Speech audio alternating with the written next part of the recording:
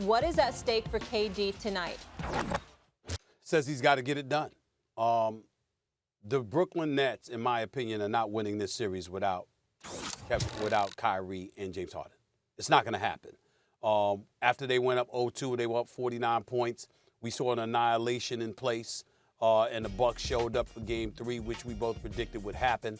But still, we didn't see any way that the Brooklyn Nets were going to lose this series so long as they were healthy enough to play.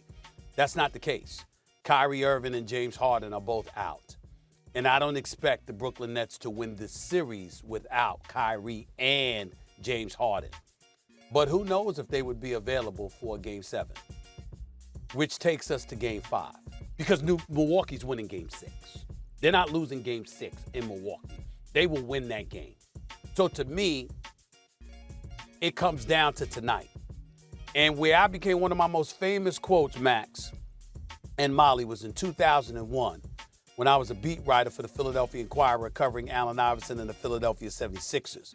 My boy Kevin Frazier for Entertainment Tonight always brings this up because they were interviewing me and I said the Lakers in 5, it's nothing to discuss.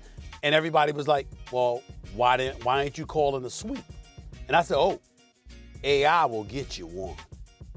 AI will get you one. 6 feet, 160 pounds, soaking wet.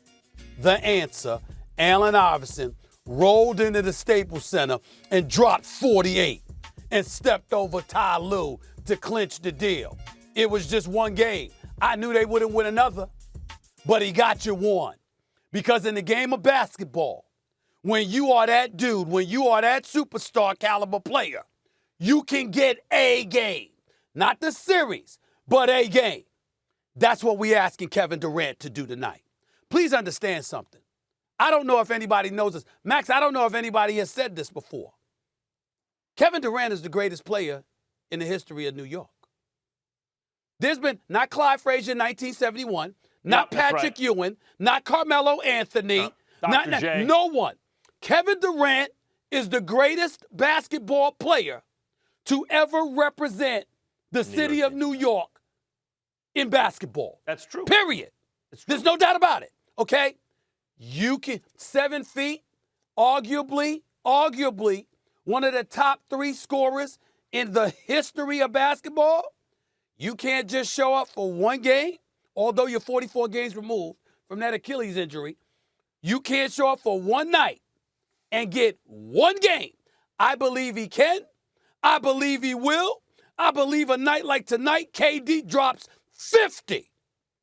And it saves Brooklyn for a few days, hoping that Kyrie and or James Harden can come back for Game 7 because they're going to lose Game 6. They don't even need to travel to Milwaukee. You don't get to get you can't get away with that. Time out. Wait a minute. KD doesn't have Kyrie or James Harden, right? You know who else doesn't have Kyrie or James Harden? Giannis. He never has Kyrie or James Harden. When he plays KD, the second best player in the series will always be on KD's team.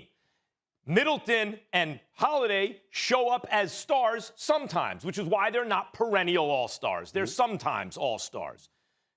Harden and Kyrie, those guys show up all the time. That's why they're perennial all-stars, and in Harden's case, and a perennial MVP candidate. Now, all of a sudden, Giannis has the second and third best player, outside of Giannis and KD in the series. Now it's KD, Giannis, and then the next 2 best players are both on Giannis's team. And now all of a sudden, KD gets off the hook. Why? Well, you weren't letting Giannis off the hook. I was. I'm not expecting KD to win the series now. He doesn't have a set. He still has Joe Harris shoot the lights out. Still has Blake Griffin. I'll answer your question. Blake Griffin, good. He hits you with a double-double, basically averaging for the series. And if he needs to step up, he's capable of more. We saw him posterize Giannis. Physically, he looks good again. No. If you're not letting Giannis off the hook, then KD doesn't get off the hook either in this case. And if you think KD can win one game, well, look, when you say a star can get you one, I remember LeBron James had one game of Kyrie Irving against the Warriors in 2015. They lost that game in overtime. Then he didn't have Kyrie the rest of the series. Also didn't have Kevin Love all series. Got two. You're saying one game to start a series? You're saying KD can get one game now? There's 3 games left. If you can get one, now it's going to come down to a one-game Win or go home, you should be able to get that one too.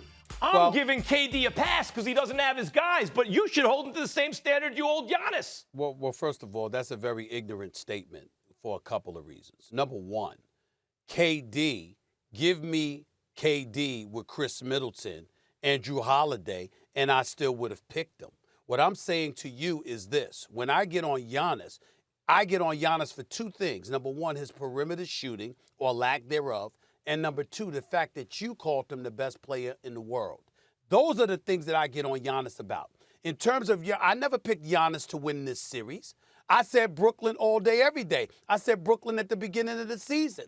I said Brooklyn coming into this series. And I said Giannis against KD, it's no real match because he can't hit perimeter shots. He needs somebody else to do that for him, particularly in tight playoff competition, because he can't make those perimeter shots. And I think that's been proven true. Even though Giannis is big time, that's his Achilles heel.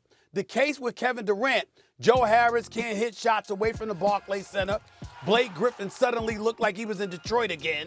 Okay, Jeff Green just returned after being out throughout the playoffs because of his injury. And again, whether it's Kyrie or James Harden, I've been on the record stating just one of them with him, KD will win. But to ask him to win this series without them, I think is a bit much. But again, you take one game at a time, and in my opinion, he should be able to deliver the goods tonight. One game to force a Game 7 back at the Barclays Center. He should be able to win one game.